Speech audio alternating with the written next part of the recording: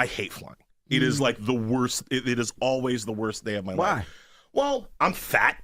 So I gotta squeeze myself into a small ass seat that ain't built for me. I got somebody's, seat back right into my lap. I can't eat nothing. The seatbelt extender. Right. I gotta get the most embarrassing moment of my life every time I have to do it. Ma'am, can I have a seatbelt extender? I'm a fatty, please. And then I have to, right? And then I like cry on the inside, right? The food's expensive. The liquor sucks. The service sucks. I'm always delayed. My bags get lost. It is miserable. Jesus. Right? Why don't you fly cargo? I fly as cargo. Dude, whenever I can.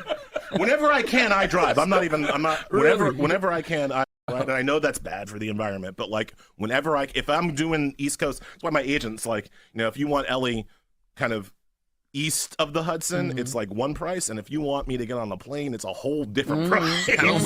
Right? Yesterday's price is not today's price if I got to get on a plane. But anyway, it didn't always used to be this way. Flying used to be awesome. Spacious seats, good service, kind people, and they weren't nickel and diming you at every point. And the reason why it used to be great and now it's not is this thing called deregulation. The idea, the airline industry used to be one of the most heavily regulated industries in the country. That makes a lot of sense because we're putting metal in the sky and hoping it comes down at a survivable rate. That's crazy. So it used to be one of the most heavily regulated industries in the country with literal price fixing. Literally, the government set the maximum price that you could charge for certain routes. And I know conservatives, Republicans, even a lot of Democrats are like, price fixing, that's terrible. That stops innovation. No, it doesn't.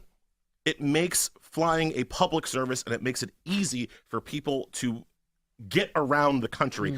FDR thought it was a war plan, thought it was part of our mobilization plan for war to have reliable, cheap, and accessible commercial air flight, right? Democrats and Republicans gave the skies away literally to corporate raiders in the 1970s. Now, when I started researching this book, I actually assumed that this was a Ronald Reagan program because most, I don't know about your process. My process is usually like, if I see something bad, show me the Republicans, right? Show me what Reagan did because I'm sure it's his fault. And there's always a mustache twirling Republican, behind every curtain.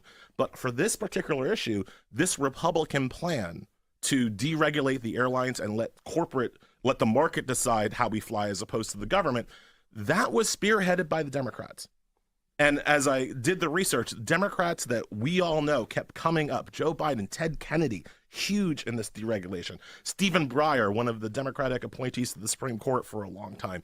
There were all of these Democrats that got sucked in. Ralph Nader, right, got sucked into the gospel of deregulation.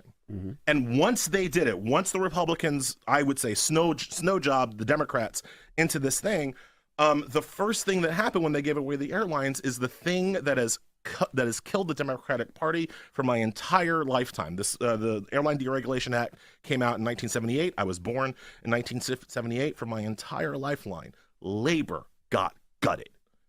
Airline jobs used to be good jobs, baggage handlers and flight attendants and pilots. Pilots used to be one of the best jobs you could get. And with market forces, with deregulation, those good jobs got slashed.